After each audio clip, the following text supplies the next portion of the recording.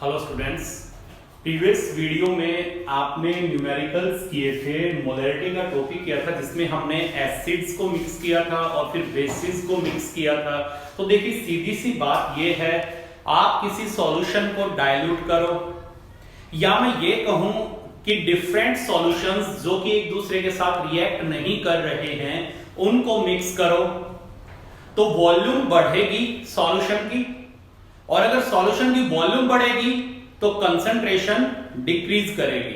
मान लो आपके पास सॉल्यूशन है 3 कंपोनेंट्स का और उन सॉल्यूशंस को आपने डिफरेंट कंसंट्रेशन के हैं, उनको आपने मिक्स कर दिया, उनकी कोई रिएक्शन नहीं हो रही है। जैसे आपने कल हमने केस लिया था, एक H2SO4 डिफरेंट कंसंट्रेशन का था, दूसरा अलग कंसंट्रेशन का था, उनको मिक्स किया था तो उनकी कोई रिएक्शन नहीं हो रही थी। लेकिन जब उनको मिक्स करते हैं तो सॉल्यूशन की वॉल्यूम इंक्रीज करती है, जिसकी वजह से जो मोलैरिटी है, कंसंट्रेशन है, वो डिक्रीज कर रही थी। और सेम केस हुआ था अपने पास डाइल्यूट करते वक्त कि जब आप सॉल्यूशन को डाइल्यूट कर रहे थे तो सॉल्यूशन की वॉल्यूम बढ़ रही थी और कंसंट्रेशन डिक्रीज कर रही थी।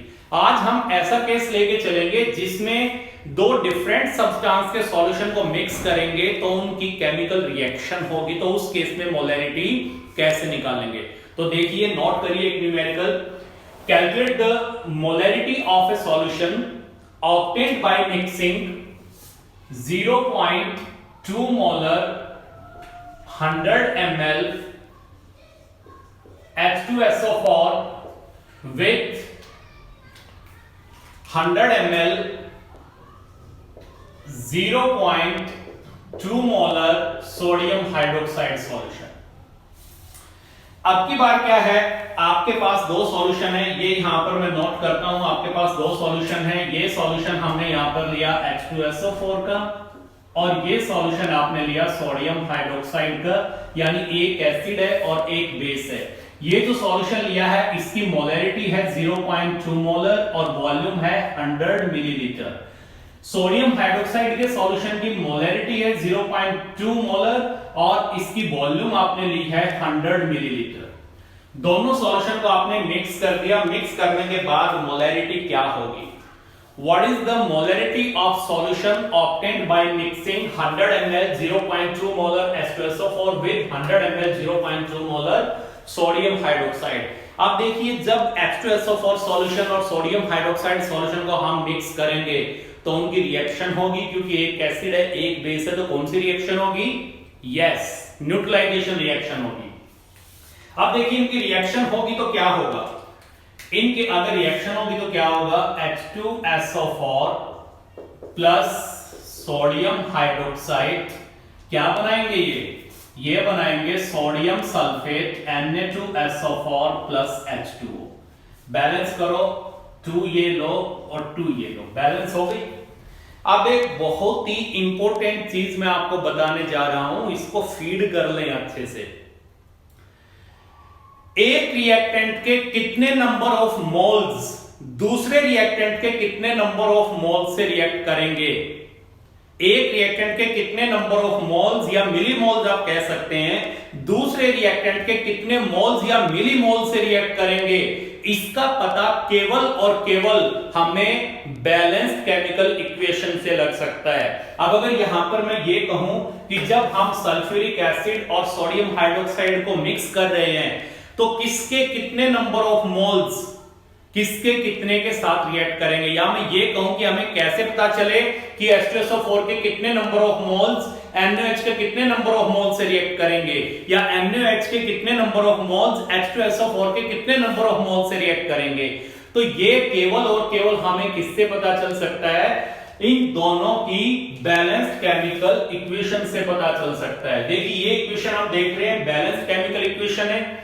अब इस इक्वेशन में अगर हम देखते हैं तो यहाँ H2SO4 का स्टोइचियोमेट्रिक कोएफिशिएंट क्या है, यानी बैलेंस करने के लिए यहाँ पर जो आपने डिजिट पुट की है इसको हम क्या बोल रहे हैं? इनका स्टोइचियोमेट्रिक कोएफिशिएंट।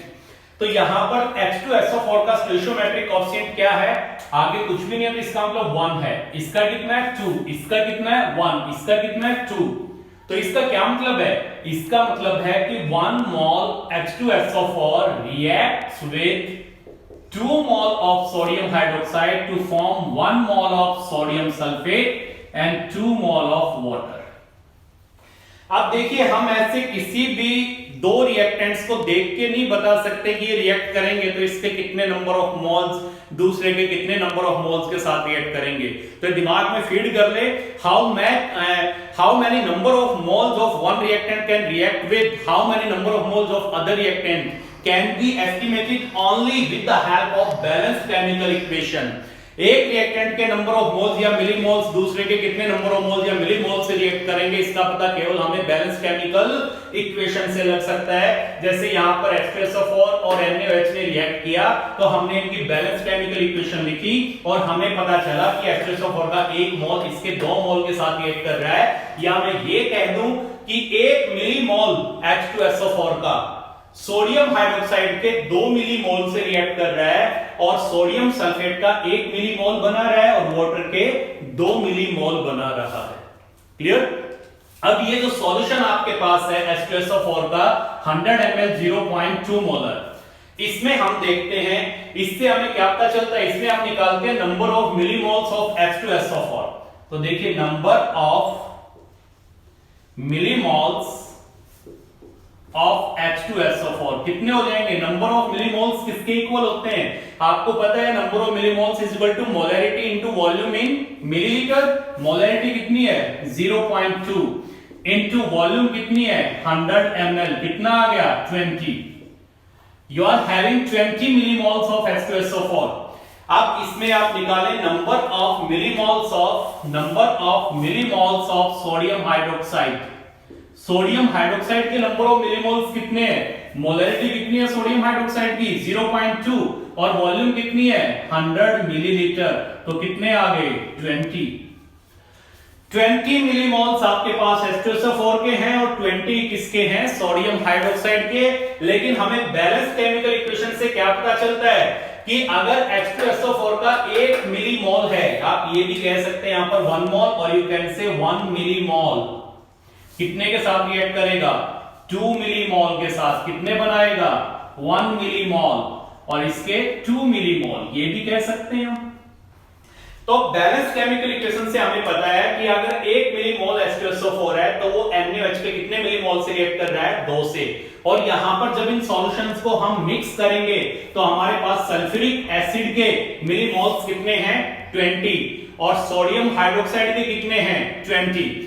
तो H2SO4 के 20 हैं तो 20 के लिए सोडियम हाइड्रोक्साइड के कितने चाहिए हमें? 40। लेकिन है कितने?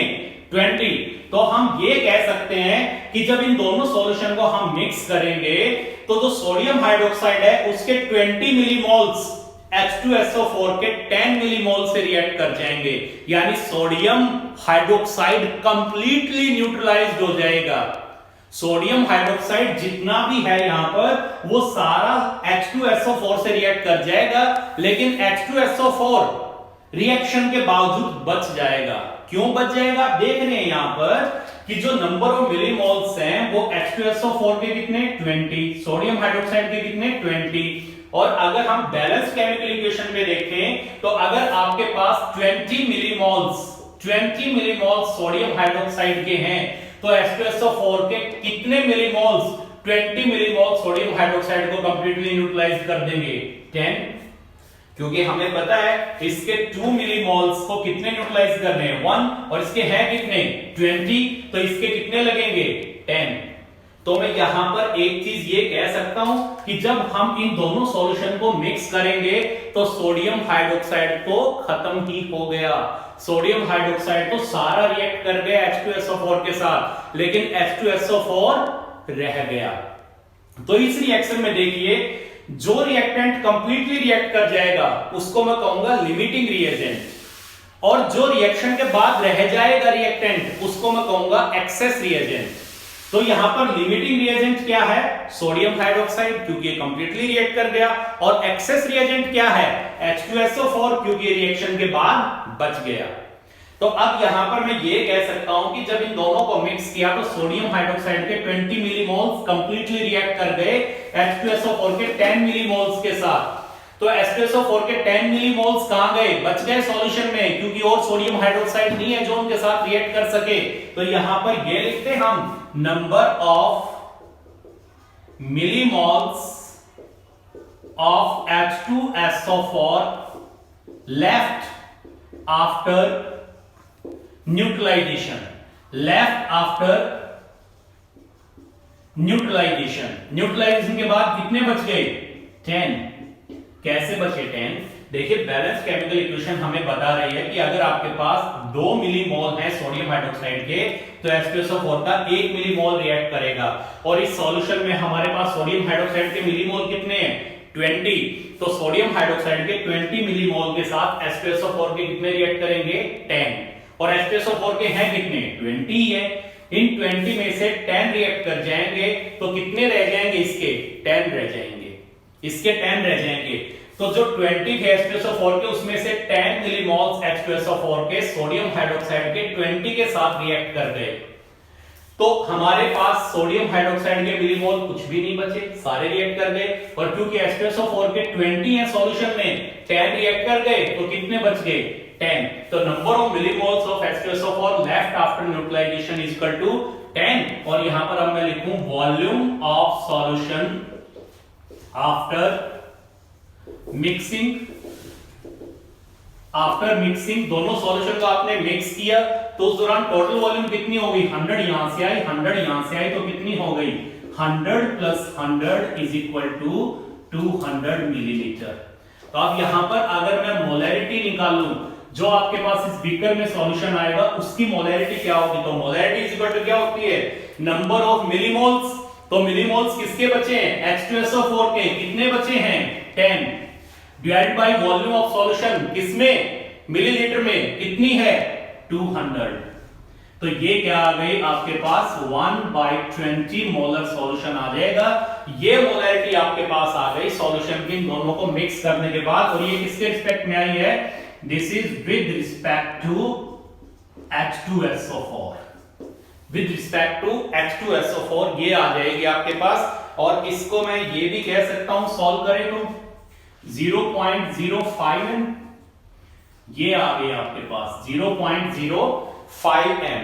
कितने मोलर आपके पास H2SO4 की मोलैरिटी आ गई विद रिस्पेक्ट टू H2SO4, ये सॉल्यूशन की मोलैरिटी आ जाएगी। देखिए जब आपने सोडियम हाइड्रोक्साइड और H2SO4 को मिक्स किया तो सोडियम हाइड्रोक्साइड के 20 मिलीमोल्स थे जो कि H2SO4 के 10 मिलीमोल्स के साथ कंप्लीटली रिएक्ट कर गए। तो रिएक्शन के बावजूद किसके मिलीमोल बचे हैं, दोनों में से H2SO4 के बचे हैं, कितने बचे हैं, 10। और सॉल्यूशन मिक्स करने पे टोटल वॉल्यूम कितनी हो गई है, 200 मिलीलीटर। तो number of millimoles divide by volume of solution in millilitre क्या दे देंगे, मोलैरिटी। तो ये मोलैरिटी आएगी 0.05 मोलर। और ये किसके रिस्पेक्ट में आई है, विद रिस्पेक्ट टू H2SO4। और अगर आपको ये कह दे कि हम मोलैरिटी निकालिए with respect to H positive, कि molarity with respect to H positive निकालिए, तो आपको पता है H2SO4 अगर 100% डिसोसिएट होगा तो क्या देगा आपको, 2H positive plus SO4 2 negative. तो अगर इसका 1 मोल है तो इसके कितने मिलेंगे, 2 मोल।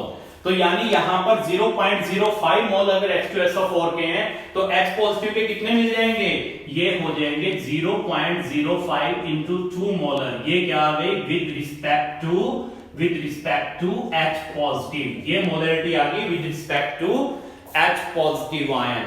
क्लियर, इसको एक बार नोट करिए फिर नेक्स्ट कराते हैं।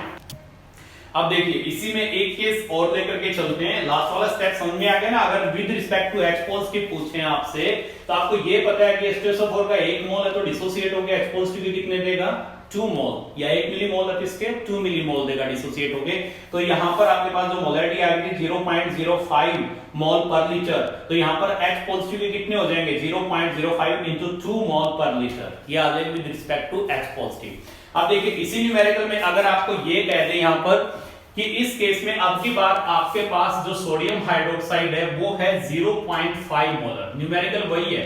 देखिए क्या स्टेटमेंट हो जाएगी अब की बात, calculate the molarity of A solution obtained by mixing 100 ml 0.2 molar H2SO4 with 100 ml 0.5 molar sodium hydroxide. तो अब की बार यहां पर सोडियम हाइड्रोक्साइड आपके पास कितना हो गया, 0.5 हो गया, am I right?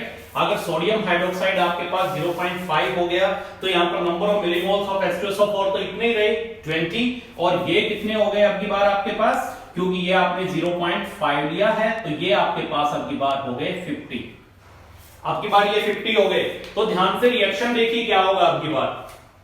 अगर आपके पास 20 मिलीमोल्स हैं, अगर मैं ये कहूं कि 50 मिलीमोल सोडियम हाइड्रोक्साइड के, सोडियम हाइड्रोक्साइड के 2 मिलीमोल H2SO4 के 1 मिलीमोल के साथ रिएक्ट कर रहे हैं, तो इसके 50 हैं तो H2SO4 के कितने चाहिए 25, लेकिन H2SO4 के हैं कितने 20।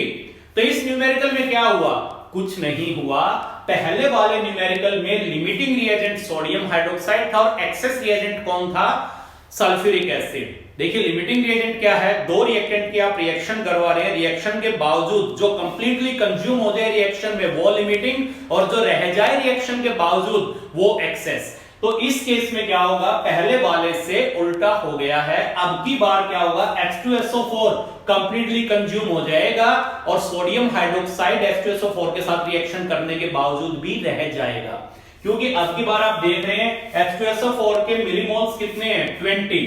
अगर H2SO4 के मिलीमोल्स आपके पास 20 हो तो सोडियम हाइड्रोक्साइड के कितने इसके साथ रिएक्ट करेंगे 40 मिलीमोल्स। तो 20 H2SO4 के हैं तो सोडियम हाइड्रोक्साइड के कितने रिएक्ट करेंगे 40, और सोडियम हाइड्रोक्साइड के कितने आपके पास 50। तो अब की बार H2SO4 के 20 कंप्लीटली रिएक्ट कर जाएंगे और इसके 20 सोडियम हाइड्रोक्साइड के कितने के साथ रिएक्ट करेंगे 40 मिलीमोल्स के साथ। तो मैं ये कह सकता हूं अब की बार नंबर ऑफ मिलीमोल्स ऑफ किसके बचेंगे, number of millimoles of sodium hydroxide left after neutralisation कितने आ जाएंगे, ये आपके पास आ जाएंगे 50 माइनस 40 इज इक्वल टू 10, ये आ जाएंगे आपके पास। और यहां पर volume of solution after mixing वही 200 ml हो जाएगी, तो मोलैरिटी क्या आ जाएगी 10/200 वही आ जाएगी, लेकिन अब की बार ये किसके रिस्पेक्ट में आएगी, with respect to sodium hydroxide, with respect to sodium hydroxide आ जाएगी अब की बार जो मोलैरिटी आएगी, क्योंकि H2SO4 और सोडियम हाइड्रोक्साइड की अब की बार रिएक्शन हुई तो H2SO4 लिमिटिंग रिएजेंट है, कंप्लीटली रिएक्ट कर गया, और सोडियम हाइड्रोक्साइड एक्सेस रिएजेंट है, ये H2SO4 को कंप्लीटली न्यूट्रलाइज करके कितना रह गया 10 मिलीमोल्स रह गए, क्योंकि H2SO4 के 20 है तो स्टोइचियोमेट्रिक कोएफिशिएंट हमें बता रहा है, बैलेंस केमिकल इक्वेशन हमें बता रही है कि अगर H2SO4 का 1 मिलीमोल है तो सोडियम हाइड्रोक्साइड के 2 मिलीमोल उसको कंप्लीटली न्यूट्रलाइज करेंगे, और यहां पर H2SO4 के सॉल्यूशन में 20 मिलीमोल्स हैं तो सोडियम हाइड्रोक्साइड के कितने लगेंगे 40, तो 20 H2SO4 के रिएक्ट कर गए, 20 थे 20 कर गए कंप्लीटली कंज्यूम, और सोडियम हाइड्रोक्साइड के 50 थे जिसमें से 40 रिएक्ट कर गए, तो कितने बचे सोडियम हाइड्रोक्साइड के 10, और सॉल्यूशन की वॉल्यूम क्या होगी मिक्स करने पे 100 H2SO4 की थी 100 सोडियम हाइड्रोक्साइड की थी, दोनों को मिक्स किया तो टोटल वॉल्यूम होगी 200 ml। तो मोलैरिटी क्या हो जाएगी, नंबर ऑफ मिलीमोल्स, तो मिलीमोल्स 10 है किसके अब की बार सोडियम हाइड्रोक्साइड के, divided by volume of the solution in millilitre, कितनी वॉल्यूम है 200, डिवाइड कर दिया, मोलैरिटी वही आई, लेकिन अब की बार किसके रिस्पेक्ट में आई है, with respect to sodium hydroxide, यानी 0.05 mole of sodium hydroxide now present in 1 litre of the solution. Clear, इसको नोट करिए, एक केस और लेकर के चलते हैं। ये देखिए अब की बार केस लेके चलते हैं, नोट करिए statement, what is the molarity of a solution obtained by mixing, what is the molarity of a solution obtained by mixing 100 ml 0.1 molar H2SO4 solution with 100 ml 0.2 molar sodium hydroxide।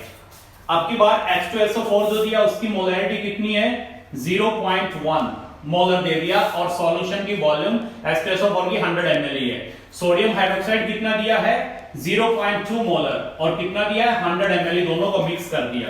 तो बिल्कुल उसी तरह निकालेंगे, पहले निकालते हैं number of millimoles of H2SO4, क्या आ जाएंगे मोलैरिटी ऑफ H2SO4, अब की बार मोलैरिटी कितनी है 0.1, वॉल्यूम कितनी 100, तो कितने आ गए इसके नंबर ऑफ मिलीमोल्स 10 आ गए अब की बार, और number of millimoles of sodium hydroxide कितने आ गए, molarity that is 0.2 into volume in millilitre, कितने आ गए 20, अब की बार इसके 20 आ गए, एम राइट।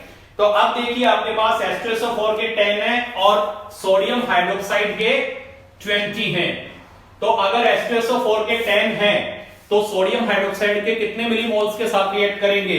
स्टोइचियोमेट्रिक कोएफिशिएंट देख के आप बता सकते हैं कि अगर H2SO4 का 1 मिलीमोल है तो सोडियम हाइड्रोक्साइड के 2 मिलीमोल्स के साथ रिएक्ट करता है। तो अगर H2SO4 के 10 मिलीमोल्स हैं तो सोडियम हाइड्रोक्साइड के कितने मिलीमोल्स लगेंगे? 20। और अब की बार इसके हैं 10 और इसके भी 20। तो इसका मतलब अब की बार सोडियम हाइड्रोक्साइड और सल्फ्यूरिक एसिड की जब रिएक्शन होगी तो दोनों कंप्लीटली एक दूसरे को न्यूट्रलाइज कर जाएंगे। और न्यूट्रलाइजेशन रिएक्शन के बाद न तो सल्फ्यूरिक एसिड बचेगा न सोडियम हाइड्रोक्साइड बचेगा, क्योंकि यहां पर 10 मिलीमोल सल्फ्यूरिक एसिड के और 20 मिलीमोल सोडियम हाइड्रोक्साइड के हैं। और बैलेंस केमिकल इक्वेशन से हमें पता चल रहा है कि अगर H2SO4 के 10 मिलीमोल्स हैं तो सोडियम हाइड्रोक्साइड के 20 मिलीमोल्स उनको कंप्लीटली न्यूट्रलाइज कर देंगे। तो यानी इसके 10 सल्फ्यूरिक एसिड के और सोडियम हाइड्रोक्साइड के 20 कंप्लीटली न्यूट्रलाइज हो जाएंगे। तो अब की बार क्या करें इस केस में? इस केस में क्या करें? सोचिए, वीडियो को पॉज करके क्या करें। देखिए इस केस में क्या करेंगे। आपके पास न तो H2SO4 बचा न सोडियम हाइड्रोक्साइड बचा।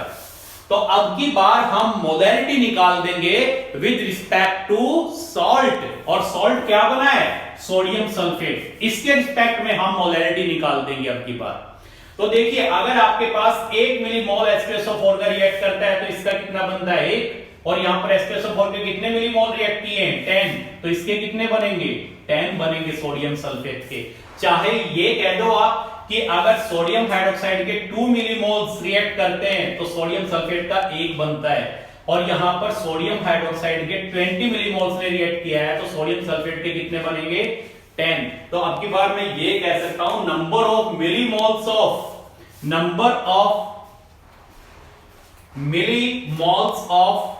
Sodium sulphate formed or formed after neutralization कितने बनेंगे? 10 ही बने हैं ना, ये देखिए। और volume of solution after mixing कितनी होगी भाई? 100 ये आया 100 ये आया 200 ही होगी। तो मोलैरिटी क्या आएगी? यही आएगी मोलैरिटी। लेकिन अब की बार किसके रिस्पेक्ट में आ गई? With respect to sodium sulphate. ये आ गई molarity with respect to sodium sulphate. अब स्टेटमेंट को थोड़ा और चेंज कर दिया, ये कह दिया कि मोलैरिटी निकालिए with respect to sodium ions. Sodium ions के रिस्पेक्ट में मोलैरिटी निकालिए। तो आपको पता है कि अगर आपके पास सोडियम सल्फेट है, सोडियम सल्फेट जो है Na2SO4, ये इलेक्ट्रोलाइट है, 100% आयनाइज हो गया। आपको क्या देगा? 2 Na positive plus SO4 2 negative. यानी आपके पास सोडियम सल्फेट का 1 मोल है तो यहां सोडियम आयन के कितने मिलेंगे? 2 मोल और सल्फेट के 1 मोल। इनका स्टोइचियोमेट्रिक कोएफिशिएंट देख लें, इसका 1 है, इसका 2 है, इसका 1 है। तो 1 मिलीमोल अगर सोडियम सल्फेट का है तो 2 मिलीमोल सोडियम आयंस के मिलेंगे और 1 मिलीमोल सल्फेट आयन का मिलेगा। तो यहां पर अगर मोलैरिटी कह दे with respect to sodium ions बताइए तो with respect to sodium ions क्या आ जाएगी? 0.05 with respect to sodium sulphate है। अगर 0.05 अगर इसके 0.05 मोल हैं सोडियम सल्फेट के तो सोडियम आयन के कितने बनेंगे? 2 into 0.05। तो आपकी बार with respect to sodium ions कितनी आ जाएगी? 0.05 into 2। ये आ गई आपकी बार molarity with respect to sodium ions. Clear? इससे हम इसको सॉल्व कर सकते हैं। अब देखिए इसके लिए फार्मूला भी आपको बताएंगे, पहले आप इसको नोट करिए फिर आपको आगे बताते हैं।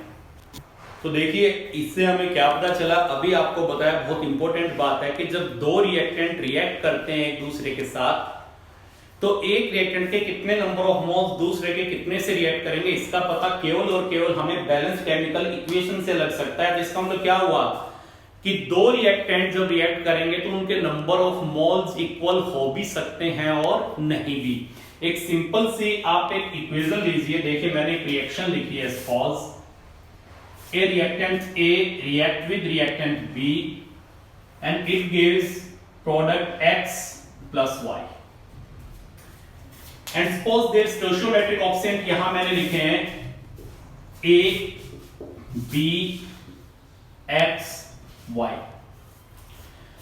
जो फर्स्ट रिएक्टेंट उसका स्टोइचियोमेट्रिक कोएफिशिएंट है A, B का है B, यानी जब रिएक्शन को हम बैलेंस करेंगे तो ये इनके स्टोइचियोमेट्रिक कोएफिशिएंट आ जाएंगे। जैसे फॉर एग्जांपल आपके पास कोई रिएक्शन है N2 प्लस H2 और इन्होंने यहां पर बना दिया सपोज NH3, तो इसको हम बैलेंस करें तो ये यहां पर 2 आ गया और ये यहां पर 3 आ गया। तो मैं ये कहूंगा कि इसका स्टोइचियोमेट्रिक कोएफिशिएंट जैसे यहां पे मैंने A लिखा है तो इसका क्या है 1, इसका क्या है 3, इसका क्या है 2। तो इस रिएक्शन से हमें पता चल रहा है कि जब अमोनिया हम बनाएंगे नाइट्रोजन से और हाइड्रोजन से, तो 1 मोल अमोनिया का 3 मोल हाइड्रोजन के साथ रिएक्ट करेगा और 2 मोल अमोनिया के बनेंगे। अब अगर हमें कोई ये कह दे कि नाइट्रोजन और हाइड्रोजन की रिएक्शन करवा रहे हैं तो कितना नाइट्रोजन कितनी हाइड्रोजन के साथ रिएक्ट करेगा, हम बगैर बैलेंस केमिकल इक्वेशन के नहीं बता सकते, अभी तक नहीं बता सकते। अभी तक का क्या मतलब है, अब तक हमने जो टॉपिक किया है उस पे नहीं बता सकते। आगे एक बहुत ही नॉर्मलिटी का कंसेप्ट आएगा जिससे हम बिना बैलेंस्ड केमिकल इक्वेशन लिखे तपाक से ये बता देंगे कि इतना रिएक्ट करेगा। तो वो कंसेप्ट आगे बताएंगे, धीरे धीरे जा रहे हैं हम। तो पहले देखिए यहां पर अगर मैं ये कहूं कि हमें जब तक बैलेंस केमिकल इक्वेशन हमारे पास नहीं है हम ये नहीं बता पाएंगे कि एक रिएक्टेंट के कितने नंबर ऑफ मोल दूसरे के कितने के साथ रिएक्ट कर रहे हैं। अब जैसे यही इक्वेशन मैं ये कह दूं नाइट्रोजन और हाइड्रोजन रिएक्ट कर रहे हैं तो नाइट्रोजन का 1 मोल हाइड्रोजन के कितने मोल से रिएक्ट करेगा, तो हम ऐसे नहीं बता सकते। बैलेंस केमिकल इक्वेशन से बता पाएंगे कि नाइट्रोजन का 1 मोल है तो हाइड्रोजन के 3 मोल से रिएक्ट करेगा। तो इसका मतलब क्या हुआ, तो इसका मतलब मैं ये कह सकता हूं जैसे आपके पास ये रिएक्टेंट A है, इसके नंबर ऑफ मोल्स हैं N1, B के हैं N2 और X के हैं N3 और Y के हैं N4 नंबर ऑफ मोल्स। तो देखिए N1 इसके जितने नंबर ऑफ मोल्स होंगे B के उतने नंबर ऑफ मोल्स से रिएक्ट कर भी सकते हैं और नहीं भी। मैं कर भी सकते हैं और नहीं भी क्यों कह रहा हूं, जैसे सपोज इसके 2 हैं तो क्या इसके 2 के साथ रिएक्ट कर सकते हैं, कर सकते हैं। कब, अभी बताऊंगा आपको। तो ये देखिए यहां पर इसके नंबर ऑफ मोल्स N1 है, इसके N2 हैं। तो अगर इसके नंबर ऑफ मोल्स को अगर मैं इसके स्टोइचियोमेट्रिक कोएफिशिएंट से डिवाइड कर दूं और इसके नंबर ऑफ मोल्स को इसके स्टोइचियोमेट्रिक कोएफिशिएंट से डिवाइड कर दूं, इसके नंबर ऑफ मोल्स को इसके स्टोइचियोमेट्रिक कोएफिशिएंट से डिवाइड कर दूं और इस वाले को इसके स्टोइचियोमेट्रिक कोएफिशिएंट से डिवाइड कर दूं, तो अब मैं ये कह सकता हूं इस केस में N1 divided by A will be equal to N2 divided by B is equal to N3 divided by X and N4 divided by Y। इसको नोट करिए। आप देखिए मैंने कहा था कि मान लो इसके नंबर ऑफ मोल्स 2 हैं तो क्या इसके 2 के साथ ही रिएक्ट करेंगे, हाँ कर सकते हैं अगर A B की वैल्यू सेम है तो। अगर A और B की वैल्यू सेम है तो जैसे फॉर एग्जांपल यहां पर मैंने लिखा NaOH प्लस HCl और इन्होंने बना दिया NaCl प्लस H2O। अब अगर इसके नंबर ऑफ मोल्स 10 हैं तो क्या इसके भी 10 होंगे, जी हां इसके भी 10 होंगे, क्योंकि ये रिएक्शन देखिए ये रिएक्शन ऑलरेडी बैलेंस्ड है और इसका स्टोइचियोमेट्रिक कोएफिशिएंट 1 है, इसका भी 1 है, इसका भी 1 है और इसका भी 1 है। तो इसका 1 मोल इसके 1 मोल के साथ रिएक्ट कर रहा है तो इसके 10 मोल इसके 10 मोल के साथ ही रिएक्ट करेंगे। यानी इस केस में इसके जितने नंबर ऑफ मोल्स होंगे इसके भी उतने ही नंबर ऑफ मोल्स लगेंगे। क्यों, क्योंकि इन दोनों का जो स्टोइचियोमेट्रिक कोएफिशिएंट था वो सेम है। और इस जनरल इक्वेशन से मैं कहूं तो A और B की वैल्यू सेम है इसलिए इक्वल लग गए। अगर A B की वैल्यू डिफरेंट होगी तो डिफरेंट लगेंगे। जैसे देखिए अभी आपने एक इक्वेशन की थी उसमें आपने क्या लिखा था H2SO4 प्लस 2NaOH और इन्होंने क्या बनाया था Na2SO4 प्लस 2H2O। अब यहां पर बताइए अगर इसके मैं लेकर के चलता हूं 10 मोल्स तो क्या यहां सोडियम हाइड्रोक्साइड के भी 10 लगेंगे, नहीं लगेंगे। यहां तो इसके 10 लिए थे तो इसके भी 10 लगे थे, यानी यहां N1 जितने इसके थे तो N2 के भी उतने इसके भी उतने ही लगे हैं, B के भी। लेकिन ऐसा कब, जब A B की वैल्यू सेम हो। यहां A की वैल्यू जिसको मैंने A कहा है वो वैल्यू क्या है 1, यहां जिसको मैंने स्मॉल b कहा है वो वैल्यू क्या है 2। तो इसके अगर 10 है तो इसके कितने लगेंगे, तो यही चीज अप्लाई करें। नंबर ऑफ मोल्स A के देख लो कितने हैं, A के नंबर ऑफ मोल्स कितने हैं 10, डिवाइड कर दो इसके स्टोइचियोमेट्रिक कोएफिशिएंट से, कितना इसका स्टोइचियोमेट्रिक कोएफिशिएंट 1। देखिए यहां N1 number of moles A के थे, जैसे इस केस में H2SO4 के 10 है, यहां A का स्टोइचियोमेट्रिक कोएफिशिएंट A था उससे डिवाइड कर दिया तो मैंने इसको डिवाइड कर दिया। अब मुझे निकालने हैं इसके नंबर ऑफ मोल्स, जिसको मैंने लिख दिया N2, ये निकालने हैं, और इसका स्टोइचियोमेट्रिक कोएफिशिएंट कितना है 2। तो यानी ये फार्मूला मैंने यहां से ये उठा लिया, N1 मुझे दिया हुआ था, एक रिएक्टेंट के नंबर ऑफ मोल्स दे रखे थे, यानी H2SO4 के 10 है, मैंने डिवाइड किया इसके स्टोइचियोमेट्रिक कोएफिशिएंट से जो कि 1 है। जैसे यहां पर N1 की जगह क्या पुट कर दिया 10, A की जगह क्या पुट कर दिया मैंने 1, और यहां पर N2 नंबर ऑफ मोल्स जो हमें सोडियम हाइड्रोक्साइड के निकालने हैं, तो यहां पर N2 हमें निकालना है, दूसरे रिएक्टेंट के नंबर ऑफ मोल्स निकालने हैं जो कि पहले रिएक्टेंट के N1 मोल से रिएक्ट करेंगे। और यहां जैसे सेकंड वाले का स्टोइचियोमेट्रिक कोएफिशिएंट स्मॉल b था, तो यहां पर इसका स्टोइचियोमेट्रिक कोएफिशिएंट क्या है 2, तो ये मैंने 2 लिख दिया। तो यानी मैं 10 को कहूं तो इस इक्वेशन के कॉरस्पॉन्डिंग ये N1 है, 1 को कहूं तो ये स्मॉल a है, ये N2 है, और 2 यहां पर क्या है स्मॉल b है। तो यहां पर N2 को निकाल लो, N2 कितना आ जाएगा आपके पास, N2 आपके पास आ गया 10 × 2 = 20, यानी H2SO4 के 10 है तो सोडियम हाइड्रोक्साइड के 20 मोल्स लगेंगे, और है भी इसका एक इसके 2 के साथ रिएक्ट कर रहा है, तो इसके 10 होंगे तो इसके कितने लगेंगे 20। तो इस केस में नंबर ऑफ मोल्स इक्वल नहीं है, और यहां पर इसके 10 है तो इसके 10 ही लग रहे हैं, क्योंकि इस केस में क्या है, अब मान लो इसके अगर यहां पर 10 है, N1 की वैल्यू 10 पुट कर दी, इसका स्टोइचियोमेट्रिक कोएफिशिएंट कितना है 1, यहां पर इसके निकालने हैं, ये मैंने N2 लिख दिया, और इसका स्टोइचियोमेट्रिक कोएफिशिएंट कितना है 1, तो यानी 10 यहां किसके कॉरस्पॉन्डेंस है N1 के, 1 किसके कॉरस्पॉन्डेंस है स्मॉल a के, N2 निकालना है, और ये 1 किसके कॉरस्पॉन्डेंस है यहां स्मॉल b के, तो N2 = कितना आ गया 10 ही आ गया। क्यों आया, क्योंकि यहां पर स्टोइचियोमेट्रिक कोएफिशिएंट सेम थे, स्मॉल a और स्मॉल b की वैल्यू सेम थी, यानी ये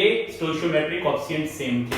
तो अगर स्टोइचियोमेट्रिक कोएफिशिएंट a और b की वैल्यू सेम है तो नंबर ऑफ मोल्स भी सेम रिएक्ट करेंगे। तो मैंने ये कहा था आपको शुरू में कि एक रिएक्टेंट के जितने नंबर ऑफ मोल्स होंगे वो दूसरे के उतने से ही रिएक्ट कर भी सकता और नहीं भी। जैसे इस केस में देखिए, अगर सोडियम हाइड्रोक्साइड और HCl की रिएक्शन ले तो मान लो इसके 50 हैं number of moles sodium hydroxide के, तो HCl के 50 से रिएक्ट करेगा। और इस केस में अगर ये वाली इक्वेशन ले तो इसमें अगर आपके पास 50 है सल्फ्यूरिक एसिड के, तो सोडियम हाइड्रोक्साइड के 100 से रिएक्ट करेगा।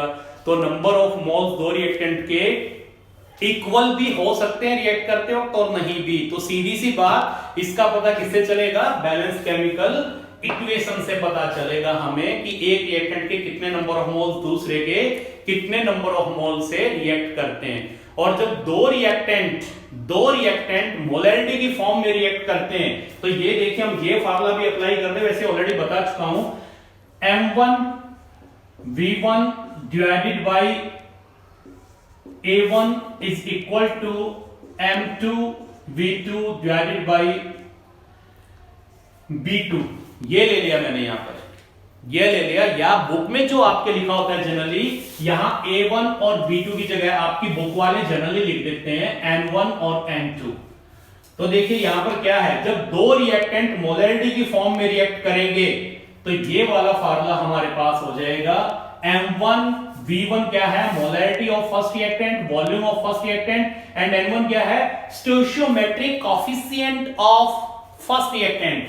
ये N1 जो है वो ये A है, यहां पे स्मॉल a उसको लिखा है मैंने, और M2 क्या है, molarity of second reactant, V2 क्या है, वॉल्यूम ऑफ सेकंड रिएक्टेंट, और N2 क्या है, सेकंड रिएक्टेंट का स्टोइचियोमेट्रिक कोएफिशिएंट। और अगर ध्यान से आप देखते हो तो ये इक्वेशन यहीं से आई है जो मैंने यहां लिखी थी। यहां मैंने M1 क्या बताया है, नंबर ऑफ मोल्स, तो M और V का प्रोडक्ट आपको क्या देगा, number of moles, number of moles ही तो देगा, एंड ये जो प्रोडक्ट है नंबर ऑफ मोल्स ही देगा आपको। आप थोड़ा इसमें कंफ्यूज ना हो, यहां पर N1 को मैंने स्टोइचियोमेट्रिक कोएफिशिएंट कहा है और यहां पर मैं N1 नंबर ऑफ मोल्स लेके चला, स्टोइचियोमेट्रिक कोएफिशिएंट मैंने A ले लिया था, ठीक है। तो कोई दिक्कत नहीं है, यहां भी चलो आपका कंफ्यूजन में दूर कर दूं, इसको मैं ये लिख देता हूं, M1V1 divided by A is equal to M2V2 divided by B। ये ले लो, चलो आपको कंफ्यूजन नहीं रहेगा। अब ये क्या आपके पास फर्स्ट रिएक्टेंट की मोलैरिटी, फर्स्ट रिएक्टेंट की वॉल्यूम और फर्स्ट रिएक्टेंट का stoichiometric coefficient in balance chemical equation. ये क्या है M2, सेकंड रिएक्टेंट की मोलैरिटी, V2 क्या है, सेकंड रिएक्टेंट की वॉल्यूम, और स्मॉल b क्या है, सेकंड रिएक्टेंट का स्टोइचियोमेट्रिक कोफिशिएंट। तो ये इक्वेशन और ये सेम ही है। यहां पर मैंने A को N1 कह दिया था, यहां पर मैंने B को N2 से रिप्रेजेंट कर दिया था, पर कभी आप कंफ्यूज ना हो जाए, क्योंकि यहां पर स्टोइचियोमेट्रिक कोफिशिएंट में A और B लेके चला था, और N1 मैंने इसके नंबर ऑफ मोल्स लिए थे और N2 मैंने इसके नंबर ऑफ मोल्स लिए थे, तो इसलिए मैंने वहां से N1 और N2 को A और B से रिप्लेस कर दिया। M I right? तो आप देखिए यही अगर लेके चले तो यही फार्मूला बन जाएगा। बुक में आपके ये वाला फार्मूला दिया होता है, अब ये मैं ऑलरेडी बता चुका हूं, ये यही चीज है। कैसे है यही चीज? अगर यहां पे मैं कहूं M1 और V1 क्या है? Molarity of first reactant and volume of first reactant. तो मोलैरिटी और वॉल्यूम का प्रोडक्ट आपको क्या देगा? मोलैरिटी। तो ये क्या है आपके पास? ये सॉरी मोलैरिटी और वॉल्यूम का प्रोडक्ट आपको क्या देगा? Number of moles. बताया था मैंने, number of moles equal to क्या होते हैं? Molarity into volume in litre, और अगर वॉल्यूम ml में तो क्या दे देगा? Number of millimoles. तो यहां पर सपोज वॉल्यूम आपके पास लीटर में है, तो ये मोलैरिटी और उसको मल्टीप्लाई कर दिया वॉल्यूम इन लीटर से, तो क्या बन गए? Number of moles. तो ये number of moles first reactant के आ गए, डिवाइड कर दिया मैंने स्टोइचियोमेट्रिक कोएफिशिएंट से, इज इक्वल टू M2 और V2। M2 गया molarity of second reactant, V2 गया उसकी वॉल्यूम, सपोज लीटर में है, तो M और V का प्रोडक्ट क्या देगा? Number of moles of second reactant, और divided by its stoichiometric coefficient. तो क्या बन गया? N1 divided by A is equal to N2 divided by B। यही तो चीज आ गई ना, यही चीज आ गई, देखिए एम राइट? यही चीज आपके पास आ गई है। क्लियर? तो अब देखिए एक न्यूमेरिकल बोलते हैं, स्टेटमेंट लिखिए आप न्यूमेरिकल की, लिखिए what volume of 0.5 molar, what volume of 0.5 molar आपको निकालनी है volume. What volume of 0.5 molar sodium hydroxide solution will be required to neutralize completely 100 ml of 0.2 molar H2SO4 solution. Statement को सुनिए, आपको निकालनी है वॉल्यूम सोडियम हाइड्रोक्साइड की, और सोडियम हाइड्रोक्साइड सॉल्यूशन जो उसकी मोलैरिटी कितनी है? 0.5, और ये न्यूट्रलाइज किसको कर रहा है? 100 ml 0.2 मोलर H2SO4 सॉल्यूशन को कर रहा है। You have to calculate the volume of sodium hydroxide solution which is 0.5 molar. What volume of 0.5 molar sodium hydroxide solution will be required to neutralize completely 100 ml of 0.2 molar H2SO4 solution? तो देखिए statement ये है, आपके पास एक container है, इस container में आपके पास क्या है? सोडियम हाइड्रोक्साइड का सॉल्यूशन है, और ये सोडियम हाइड्रोक्साइड की जो मोलैरिटी है वो कितनी है? 0.5 मोलर। Am right? और एक दूसरा आपके पास कंटेनर है, उसके अंदर आपके पास H2SO4 का सॉल्यूशन है, और ये H2SO4 का सॉल्यूशन आपके पास कितना है?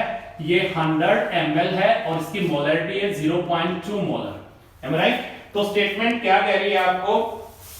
ये कह रहे हैं यहां पर आपको निकालना है कि जो सोडियम हाइड्रोक्साइड सॉल्यूशन है, इसकी हम कितनी वॉल्यूम लें, इस सॉल्यूशन की कितनी वॉल्यूम लें और इसमें डाल दें, ताकि ये कंप्लीटली सोडियम हाइड्रोक्साइड की ये वॉल्यूम इस मोलैरिटी वाली इसको कंप्लीटली न्यूट्रलाइज कर दे। यही थी स्टेटमेंट।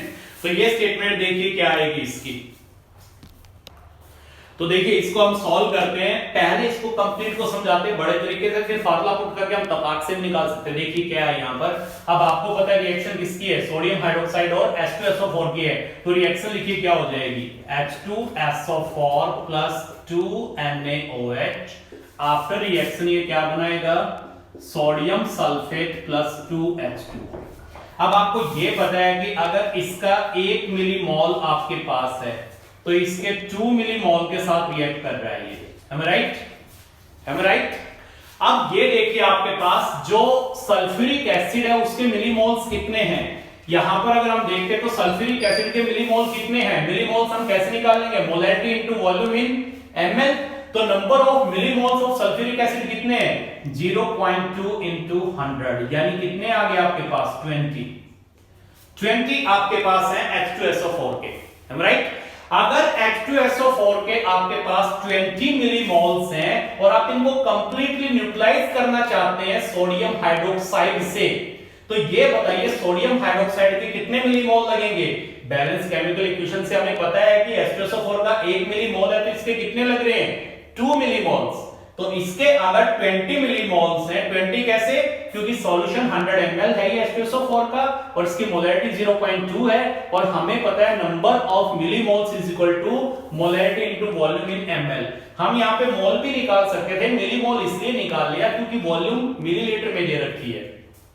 तो H2SO4 के मिलीमोल कितने हैं, जो ये वाला बीकर है इसमें H2SO4 के मिलीमोल कितने आ गए 20 और बैलेंस केमिकल इक्वेशन से हमें पता है कि अगर इसके 20 मिलीमोल्स हैं तो सोडियम हाइड्रोक्साइड के कितने मिलीमोल्स हैं इनको कंप्लीटली न्यूट्रलाइज करने के लिए 40 मिलीमोल्स, एम राइट 40 मिलीमोल्स चाहिए हमें सोडियम हाइड्रोक्साइड के। मानते हैं चीज, क्योंकि इसका एक इसके 2 मिलीमोल से न्यूट्रलाइज होता है और इस बीकर में H2SO4 के मिलीमोल्स कितने आ गए 20, तो सोडियम हाइड्रोक्साइड के कितने चाहिए 40। तो आप देखिए इस बीकर से हम सोडियम हाइड्रोक्साइड की कितनी वॉल्यूम उसके अंदर डालें, इतनी वॉल्यूम डालेंगे कि इससे सोडियम हाइड्रोक्साइड के मिलीमोल्स 40 आ जाए। तो यानी हमें सोडियम हाइड्रोक्साइड के मिलीमोल्स कितने चाहिए इस बीकर से 40 चाहिए। और आपको ये पता है number of millimoles is equal to क्या होता है molarity into volume in millilitre, am I right. ये फार्मूला आपके पास है। आप देखिए आपको सोडियम हाइड्रोक्साइड के मिलीमोल्स कितने चाहिए, क्योंकि यहां पर H2SO4 के 20 है, उनको न्यूट्रलाइज करने के लिए सोडियम हाइड्रोक्साइड के कितने लगेंगे 40। तो यहां पर number of millimole sodium hydroxide के कितने चाहिए 40, इसकी जगह मैंने 40 लिख दिया। और इस सॉल्यूशन के चाहिए हैं जिसकी मोलैरिटी कितनी है 0.5, तो यहां मैंने 0.5 पुट कर दिया इनटू वॉल्यूम, ये हमें निकालनी है V in ml, ये हमें निकालनी है। तो V इज इक्वल टू आपके पास क्या आ जाएगी, V इज इक्वल टू क्या हो जाएगी 40 डिवाइडेड बाय 0.5, ये आपके पास आ जाएगी 40 divide by 0.5 is equal to 400 divide by 5 और इज इक्वल टू क्या आ गया आपके पास, ये आ गया आपके पास 80 ml। 80 ml ये आपके पास आंसर आ जाएगा कि हमें 100 ml 0.2 मोलर H2SO4 सॉल्यूशन को कंप्लीटली न्यूट्रलाइज करने के लिए 0.5 मोलर सोडियम हाइड्रोक्साइड की कितनी वॉल्यूम चाहिएगी 80 ml चाहिएगी। यहां से हमने इसकी वॉल्यूम निकाल दी। अब देखिए शॉर्टकट अगर हम लेकर के चलते हैं तो शॉर्टकट फार्मूला आपके पास क्या बनेगा, अभी हमने आपको बताया था फार्मूला क्या आपके पास, हम सीधा ये पुट कर दें M1 V1 divided by N1 is equal to M2 V2 divided by, ये A ले ले ये B ले लो, ये लिखा था मैंने फार्मूले में M2 V2 divided by B। अब यहां पर ये आप ले लो फॉर सोडियम हाइड्रोक्साइड और ये आप ले लो फॉर H2SO4, ये सोडियम हाइड्रोक्साइड के ले लो और ये वाला H2SO4 के साथ ले लो, ये सोडियम हाइड्रोक्साइड के लिए आ गया, ये H2SO4 के लिए आ गया। तो देखिए अगर ये नहीं दिखाई दे रहा तो चलो मैं नीचे लिख देता हूं कि ये वाला जो हमने लिखा है किसके लिए लिखा है, ये सोडियम हाइड्रोक्साइड के लिए लिखा है और ये हमने लिखा है कि किसके लिए लिखा है, हमने H2SO4 के लिए लिखा है। M1 क्या है, M1 है molarity of sodium hydroxide, V1 क्या है volume of sodium hydroxide, A क्या है stoichiometric coefficient of sodium hydroxide in balanced chemical equation, what is M2 molarity of H2SO4, what is V2 volume of H2SO4, what is B is the stoichiometric coefficient of H2SO4 in balanced chemical equation। तो यहां पर आपको निकालना क्या है, ये वाला formula है, इसी से अगर आप करेंगे तो यही चीज आ जाएगी। अब यहां पर फटाफट सारी चीजें आप पुट करिए। व्हाट इज M1, M1 कितना है यहाँ पर, M1 आपको दिया हुआ है 0.5 मोलर, V1 यही तो हमें कैलकुलेट करना है, A what is the value of A is the stoichiometric coefficient of sodium hydroxide in balanced chemical equation and this is 2। Balance chemical equation में देखिए स्टोइचियोमेट्रिक कोएफिशिएंट सोडियम हाइड्रोक्साइड का कितना है 2, तो यहां पर क्या पुट कर देंगे 2। What is M2, M2 is the molarity of H2SO4 which is given that is 0.2 molar and what is the volume of H2SO4 100 ml and B what is B is the stoichiometric coefficient of sulfuric acid in balanced chemical equation and this is 1, तो B is equal to 1। अब यहां पर क्या निकालनी है आपको V1 निकालनी है, तो V1 आप निकाल दीजिए, V1 क्या आ जाएगी आपके पास, फार्मूला पुट करके V1 इज इक्वल टू क्या आ जाएगा आपके पास, V1 is equal to M2 into V2 into A divided by M1 into B, यही आ गया। और इस टू क्या आ जाएगा, M2 पुट करिए, M2 कितना है 0.2, V2 कितना है 100 और A कितना है 2, M1 कितना है आपके पास 0.5 और इंटू B कितना आपके पास 1। तो क्या आ गया आपके पास, ये देखिए इसको सॉल्व करिए, कितना आ जाएगा आपके पास, ये आपके पास ये कैंसिल हो गए पॉइंट, तो ये आ गया आपके पास 5 से इसको अगर कर दे 5 2 0, ये आ गया आपके पास, यानी 2 इंटू 20 इंटू 2 दैट इज 80, और क्या आ गई ml, क्योंकि यहां पर जो वॉल्यूम थी वो ml में है, तो 80 ml आ गया। सीधा फार्मूले में पुट करके भी आप निकाल सकते हैं, बात वही है। तो ये न्यूमेरिकल आपको बताया स्टोइचियोमेट्री से रिलेटेड है न्यूमेरिकल, इस टाइप के न्यूमेरिकल आगे बहुत सारे आएंगे, बहुत इंपॉर्टेंट है। तो ये ध्यान रखिएगा कि एक रिएक्टेंट जब दूसरे रिएक्टेंट से मोलरिटी की फॉर्म में रिएक्ट करता है तो ये वाला फार्मूला अप्लाई कर सकते हैं, या सीधी सी बात मैं ये कहूं कि एक रिएक्टेंट के कितने नंबर ऑफ मोल्स दूसरे के कितने नंबर ऑफ मोल्स से रिएक्ट करेंगे, तो इसका पता केवल और केवल हमें किससे लग सकता है, बैलेंस्ड केमिकल इक्वेशन से लग सकता है। अब देखिए एक और न्यूमेरिकल लेते हैं इसके ऊपर, ये देखिए एक और न्यूमेरिकल लेकर के चलते हैं। आपके पास ये हम लेते हैं 0.5 मोलर H2SO4 सॉल्यूशन है। तो 0.5 मोलर H2SO4 सॉल्यूशन की कितनी वॉल्यूम आपको चाहिए जो कि कंप्लीटली 0.5 ग्राम कॉपर कार्बोनेट के साथ रिएक्ट कर जाए। आपको निकालना है what volume of 0.5 molar H2SO4 solution will be required to dissolve completely, or you can say to react completely with 0.5 gram copper carbonate solution। तो इसके लिए वही बैलेंस केमिकल इक्वेशन लिखेंगे। पहले हम बैलेंस केमिकल इक्वेशन क्या आ जाएगी, H2SO4 plus CuCO3 copper carbonate after reaction. अब सल्फ्यूरिक एसिड जो है आपको पता है कार्बोनेट जो सॉल्ट होते हैं उससे कार्बोनिक एसिड को बाहर निकाल देता है, तो क्या बन जाएगा, ये आ गया CuSO4 plus H2CO3, और you can write H2O plus CO2। Is it balance है, कॉपर एक आ गया, सल्फेट एक आ गया, हाइड्रोजन दो आ गया। हाँ बैलेंस इक्वेशन है ये। अब इस इक्वेशन से आपको क्या पता चल रहा है, इस इक्वेशन से हमें पता चल रहा है कि अगर इसका H2SO4 का 1 मोल है तो इसके भी 1 मोल से रिएक्ट कर रहे हैं। तो मैं ये भी कह सकता हूं कि इसका अगर 1 मिलीमोल है तो इसके 1 मिलीमोल से रिएक्ट कर रहे हैं। एम राइट, सही है। और हमें कॉपर कार्बोनेट कितना दिया हुआ है, हमें कॉपर कार्बोनेट दिया हुआ है 0.5 ग्राम। तो हम निकाल लेते हैं number of millimoles present in 0.5 gram of copper carbonate. अब आपको ये चीज पता है, फार्मूला मैंने लिखवाया था number of millimoles is equal to क्या था, एक तो आपने ये लिखा था molarity into volume in ml, और मैंने इक्वल टू क्या लिखा था W वेट इन, ये यहां पे दिया था आपका W क्या था, वेट ऑफ सॉल्यूट, और डिवाइडेड बाय आपके पास क्या था मॉलिक्यूलर मास, और इनटू 10⁻³ बताया था आपको मोलैरिटी के दौरान ये वाला फार्मूला नंबर ऑफ मिलीमोल्स निकालने का।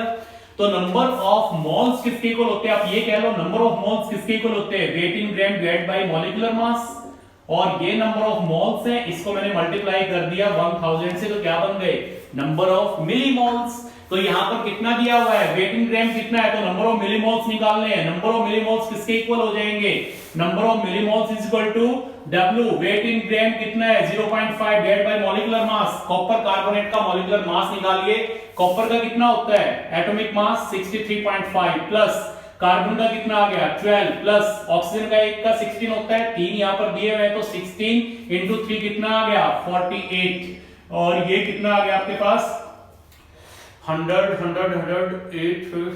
123.5 आ गया, ये आ गया आपके पास 123.5, ये क्या आ गया मॉलिक्यूलर मास आ गया इसका। तो आपको पता है weight in gram divided by molecular mass number of mole देगा, और 1000 से उसको क्या कर दे मल्टीप्लाई, तो नंबर ऑफ मिलीमोल्स आ जाएंगे। तो 0.5 डिवाइडेड बाय 123.5 इनटू 10⁻³ इसको आप सॉल्व करें, और सॉल्व करने पे आपको क्या दे देगा कि 0.5 ग्राम कॉपर कार्बोनेट के अंदर कितने मिलीमोल्स कॉपर कार्बोनेट के प्रेजेंट है, और इसको सॉल्व करेंगे तो ये आपके पास आ जाएगा 4.05, शायद यही आ जाएगा जो मैं रिकॉल कर पा रहा हूं, आप करके देख लेना। तो मैं ये कह सकता हूं अब कि आपके पास 0.5 ग्राम कॉपर कार्बोनेट दिया हुआ था, उसमें मैंने निकाल लिए कि इसके अंदर कॉपर कार्बोनेट के मिलीमोल्स कितने, ये फार्मूला अप्लाई किया और यहां से मैंने ये वाला रिलेशन उठा दिया और ये रिलेशन उठा के मैंने क्या निकाल दिया, यहां पर मिलीमोल्स निकाल दिए। तो मैं ये कह सकता हूं कि आपके पास जो 0.5 ग्राम कॉपर कार्बोनेट दिया हुआ था उसमें कॉपर कार्बोनेट के मिलीमोल्स कितने हैं, 4.05। और आपको पता है इसका 1 मिलीमोल इसके 1 मिलीमोल के साथ रिएक्ट करता है, तो इसके 4.05 मिलीमोल ये कहां से आए, ये जो कॉपर कार्बोनेट 0.5 ग्राम आपको दिया हुआ है उसके मैंने नंबर ऑफ मिलीमोल्स बना लिए ये वाला फार्मूला अप्लाई करके। तो इसके अगर 4.05 मिलीमोल है तो H2SO4 के कितने लगेंगे, 4.05 मिलीमोल ही लगेंगे। और हमें ये भी पता है, अब ये फार्मूला आपने लिखा है, नंबर ऑफ मिलीमोल्स किसके इक्वल होते हैं, number of millimoles is equal to molarity into volume in millilitre. और हमें यही तो निकालनी है। आपको पता है यहां पर नंबर ऑफ मिलीमोल्स H2SO4 के कितने चाहिए आपको, तो 0.5 ग्राम कॉपर कार्बोनेट के साथ रिएक्ट कर जाए 4.05, तो नंबर ऑफ मिलीमोल्स कितने चाहिए 4.05, किसके चाहिए number of millimoles 0.5 molar H2SO4 के, तो मोलैरिटी कितनी है 0.5, तो क्या निकाल दें, वॉल्यूम निकाल दो। तो V इज इक्वल टू आपके पास क्या आ जाएगा 4.05 डिवाइड बाय 0.5, इसको सॉल्व करेंगे 8.1 मिलीलीटर आ जाएगी आपके पास, ये आपका आंसर आ जाएगा। एक बार फिर से देखिए क्या दिया हुआ था कि यहां पर आपको एक आता कि आपके पास H2SO4 सॉल्यूशन है जिसकी मोलैरिटी 0.5 मोलर है और इसकी कितनी वॉल्यूम आपको चाहिए, कॉपर कार्बोनेट का 0.5 ग्राम सॉल्यूशन है उसके साथ रिएक्ट करने के लिए। तो देखिए अगर आपके पास कॉपर कार्बोनेट आपके पास है, कॉपर कार्बोनेट जो है 0.5 ग्राम है आपके पास, तो 0.5 ग्राम कॉपर कार्बोनेट है, ठीक है। इसको डिसॉल्व करने के लिए कंप्लीटली 0.5 मोलर H2SO4 की कितनी वॉल्यूम चाहिए ये आपको निकालना है। तो जो कॉपर कार्बोनेट 0.5 ग्राम आपको दिया हुआ है इसके हमने क्या निकाल लिए, नंबर ऑफ मिलीमोल्स निकाल लिए इस कॉपर कार्बोनेट के। तो ये कॉपर कार्बोनेट आपको 0.5 ग्राम दिया है, 0.5 ग्राम कॉपर कार्बोनेट के हमने क्या निकाली, नंबर ऑफ मोल्स निकाल लिए। शायद पहले मैंने इसको सॉल्यूशन बोल दिया, कॉपर कार्बोनेट सॉल्यूशन नहीं बल्कि सॉलिड कॉपर कार्बोनेट दिया हुआ है।